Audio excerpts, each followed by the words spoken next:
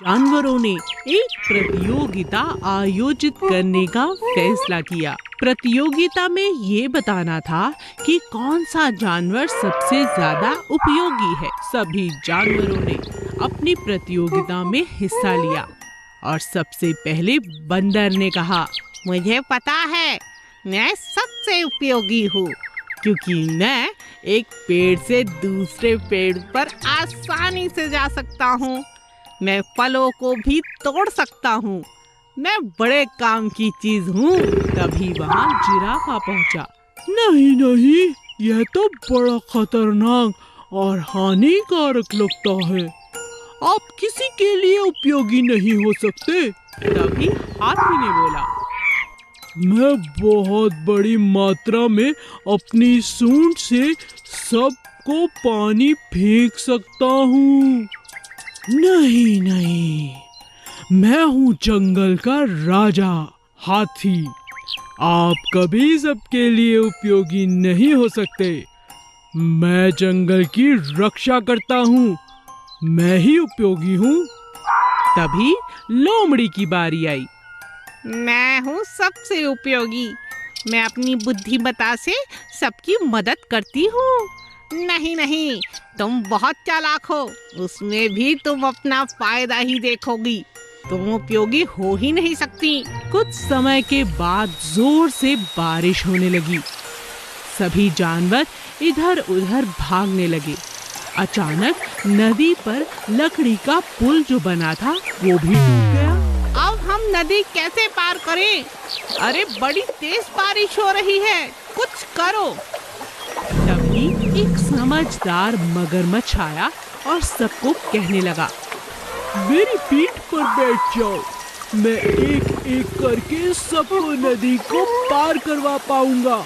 जल्द ही सभी जानवर मगरमच्छ पर चढ़ गए और एक एक करके जानवरों को उस पार मगरमच्छ ने पहुंचा दिया। समय पर मदद के लिए मगरमच्छ को सभी जानवरों ने सबसे उपयोगी घोषित कर दिया। आप ही सबसे उपयोगी हो मगरमच्छ जी। हाँ, आप ही हो, बिल्कुल ठीक, आप ही हो उपयोगी। और इस तरह मगरमच्छ सबसे उपयोगी जानवर सिद्ध हो गया। मूर्ख शेर और लोमड़ी। एक जंगल में शेर रहता था। एक दिन वह पेड़ के नीचे सो रहा था और जोर जोर से खर्राटे मार रहा था। तभी वहां से भालू गुजरा और शेर के पास जाकर कहने लगा, जाओ शेर, अपना मुंह धोकर आओ, तुम्हारे मुंह से बहुत बदबू आ रही है। तुम होते कौन हो मुझे ऐसा कहने वाले? चले जाओ यहाँ से, नहीं तो तुम्हें मार डालूंगा। भालू वहां से चला गया। तभी शेर ने अपनी गुफा में लोमड़ी, भेड़, खरगोश को बुलाया। सभी जानवर गुफा के पास इकट्ठे हुए। शेर ने पहले भेड़ से पूछा, भेड़ बताओ, मेरे मुंह से क्या बदबू आ रही है? नहीं महाराज, बहुत ज्यादा बदबू आ रही है। शेर को गुस्सा आया और उसने भेड़ को मार डाला। खरगोश बेचारा यह देखकर बहुत डर गया। तब उसकी बारी आई। खरगोश, तुम बताओ, क्या मेरे मुंह से बदबू आ रही है? नहीं नहीं नहीं शेर जी, कोई बदबू नहीं आ रही, आपके मुंह से तो बहुत अच्छी खुशबू आ रही है। झूठ मत बोलो, अभी बताता हूँ। शेर ने खरगोश को भी मार डाला क्योंकि वो बहुत गुस्से में था। लोमड़ी ने दोनों को ऐसा करते हुए देखा। वह समझ गया कि उसे क्या करना है। लोमड़ी, तुम तो मेरे दोस्त हो, तुम बताओ, क्या मेरे मुंह से बदबू आ रही है? महाराज, पिछले कुछ दिनों से मुझे ठंड लगी रही है, जिस वजह से मेरी सूंघने की शक्ति बहुत कम हो गई है, इसलिए मैं अभी आपको कुछ नहीं बता सकता। ठीक है, मैं तुम्हें छोड़ देता हूँ। जब तुम ठीक हो जाओगे तब मेरे सवालों का जवाब देना। लोमड़ी अपनी जान बचाकर वहां से भाग गया। बुद्धिमान अपना विचार बदल देते हैं, मूर्ख कभी नहीं बदल पाते। भालू का बड़ा शलगम। एक जंगल में एक बड़ा विशाल भालू रहता था। उसे फल सब्जियां लगाना बहुत पसंद था। एक दिन उसने कुछ नया लगाने का सोचा। मैंने अपने खेतों में सब तरह की सब्जियां लगाई हैं, बस शलगम की सब्जी कभी नहीं लगाई। मुझे वह बहुत पसंद है, आज मैं शलगम ही लगाऊंगा। भालू ने शलगम के पौधे लगा दिए। कुछ समय के बाद शलगम लगने शुरू हो गए। बाकी सभी शलगम में से एक शलगम बहुत ज्यादा बड़ा था। वाह, कितना बड़ा शलगम है, आज मैं इसे ही उखाड़ूंगा। ये तो बहुत स्वादिष्ट होगा। भालू जैसे ही शलगम उखाड़ने लगा तो उसे उखाड़ ही नहीं पाया। भालू ने फिर प्रयास किया मगर असफल रहा। फिर भालू ने अपने दोस्त खरगोश को आवाज लगाई। अरे भाई खरगोश, कहाँ जा रहे हो? सुनो, मेरी मदद करो। क्या हुआ भालू जी? ये शलगम देखो कितना बड़ा है, कृपया इसे मेरे साथ निकालने में मदद करो। दोनों शलगम निकालने लगे। तभी वहाँ उनका दोस्त हाथी आ गया। अरे हाथी हाथी, जल्दी आओ, आज तुम्हारी बहुत जरूरत है। हाँ हाँ, बोलो क्या बात है? शलगम बहुत बड़ा है, खरगोश भी मेरे साथ लगा है। आप भी आकर हाथ बटाइए, इसे बाहर निकालते हैं। ठीक है ठीक है। हाथी, खरगोश, भालू ने शलगम को जोर जोर से खींचना शुरू किया। इतनी जोर से खींचा कि वह जड़ों से ही बाहर निकल आया। तीनों इतना बड़ा शलगम देखकर हैरान रह गए। अरे इतना बड़ा शलगम! अरे भालू जी, आपने तो कमाल कर दिया। आपके खेत में इतना बड़ा शलगम। भालू ने उस शलगम के अलग अलग पकवान बनाए और अपने दोस्तों के साथ सुबह शाम खाए। तीनों ने उस स्वादिष्ट शलगम को मजे से खाया और खुश रहने लगे। मेहनत का फल हमेशा मीठा होता है। पढ़ाकू उल्लू। जंगल में एक मंदिर के पास एक उल्लू रहता था जिसे किताबें पढ़ने का बहुत शौक था। वो अच्छी अच्छी मंदिर से किताबें उठाता और उन्हें पढ़ता।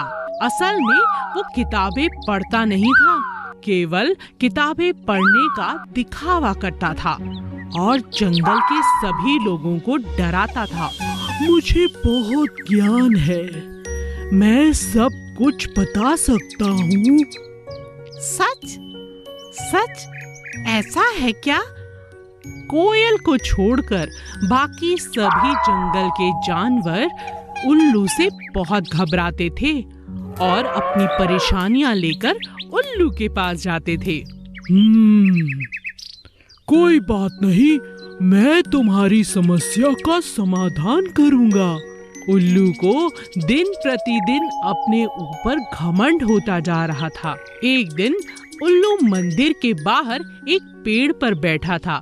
उसकी आंखें आधी बंद थीं। तभी वहाँ कोयल आई। मैं इस पेड़ पर बैठ जाती हूँ, लेकिन इस पेड़ पर तो उल्लू भी है। कोई बात नहीं, बैठ ही जाती हूँ। कोयल जोर जोर से गाना गाने लगी। उल्लू को इस बात पर बहुत गुस्सा आया। उल्लू ने आँख खोली और कहा, ये कैसा गाना गा रही हो? अपना गाना बंद करो। उल्लू जी, आप कहीं और चले जाओ, मैं तो यहीं बैठकर गाना गाऊंगी। उल्लू को बहुत गुस्सा आया। क्या तुम देखती नहीं, मैं अभी पुस्तक पढ़ रहा हूँ, मैं बहुत बुद्धिमान हूँ। तुम्हारा गंदा सा गाना मैं और बर्दाश्त नहीं कर सकता। मूर्ख उल्लू, आप मुझे नहीं बना सकते। मैं जानती हूँ किताबें पढ़कर तो समझदार बनते हैं, मगर तुम बहुत घमंडी हो। उल्लू को और गुस्सा आया। तुमने मुझे मूर्ख कहा? तुम नहीं जानती मैं पक्षियों में सबसे बुद्धिमान हूँ और तुम मेरे साथ बहस कर रही हो। तुमने मेरे गाने का मजाक उड़ाया, केवल बुद्धिमान ही जानता है कितना मधुर गाना गाती हूँ।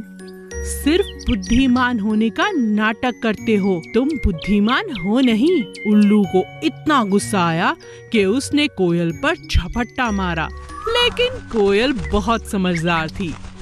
वह खुद पर मार खाने से पहले ही उड़ गई।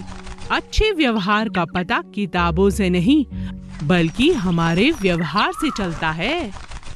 ईमानदार तोता और चोर। एक पेड़ पर बहुत से तोते रहते थे जो हर वक्त बोलते और बतियाते रहते थे। उन्हीं तोतों में एक तोता बहुत शांत था जो बहुत कम बोलता था। एक दिन तोतों का सरदार उस तोते के पास आकर कहने लगा, हम सब सारा दिन बातें करते रहते हैं और तुम हमेशा ही चुप रहते हो। हमारा बोलना ही हम तोतों की पहचान है। तोता यह सब सुनकर भी चुप खड़ा रहा। बाकी सब तोते उसे नकली तोता कहकर चिढ़ाने लगे। ये तो नकली तोता है, असली तोता तो खूब बोलता है। हाँ, ये नकली तोता है। एक दिन सरदार तोते की पत्नी बहुत उदास थी। सरदार तोते ने पत्नी से कहा, भाग्यवान, क्या हुआ? तुम क्यों चुप बैठी हो? स्वामी, कल ही मैं ताजी मिर्च लेकर आई थी। सोचा हम ये ताजी मिर्च को पकाकर खाएंगे, लेकिन मिर्चों को कोई चुरा कर ले गया है। सरदार ने सबको इकट्ठा किया और कहा, तुम सब में से कोई एक चोर है जिसने मेरे घर में से ताजी मिर्चें चुराई हैं। मेरी पत्नी ने बताया है कि उस तोते की चोंच लाल रंग की है। तभी एक तोता कहने लगा, सरदार, हम सब की चोंच तो हरी है। यह तो सिर्फ 2 ही तोते हैं जिनकी चोंच लाल है। हाँ, एक तो नकली तोता है और दूसरा बहुत बोलने वाला तोता है। दोनों तोतों को सभी के सामने बुलाया गया। सरदार ने पहले ज्यादा बोलने वाले तोते से कहा, बताओ, क्या तुमने चोरी की है? नहीं सरदार, मैं तो भोजन की तलाश में दूसरे जंगल गया था। पक्का नकली तोते ने ही चोरी की होगी। सरदार ने नकली तोते से पूछा, तुम बताओ, क्या ये सच है? तुमने ही चोरी की है? नहीं सरदार जी, मैं तो अपने घोंसले में सो रहा था। तभी सरदार ने दोनों के घर में तलाशी करने को कहा। ज्यादा बोलने वाले तोते के घर की तलाशी के दौरान उसके घर से मिर्चों के बीज मिले। सब इकट्ठे हुए। सरदार ने उस तोते को गुस्से में कहा, तुम्हें सजा मिलेगी। एक तो तुमने चोरी की, ऊपर से झूठ भी कहा। तभी नकली तोते ने कहा, सरदार जी, इसे छोड़ दीजिए, इसकी यह पहली गलती है, इसे माफ कर दीजिए। तब सरदार ने कहा, तुम इसकी जान बचा रहे हो, लेकिन इसने अपनी जान बचाने के लिए तुम्हारा नाम लिया है। हाँ, लेकिन मुझे इससे कोई शिकायत नहीं है। आखिर हम सब एक ही तो हैं, सबसे गलती हो जाती है। सरदार के साथ सब नकली तोते से बहुत खुश हुए।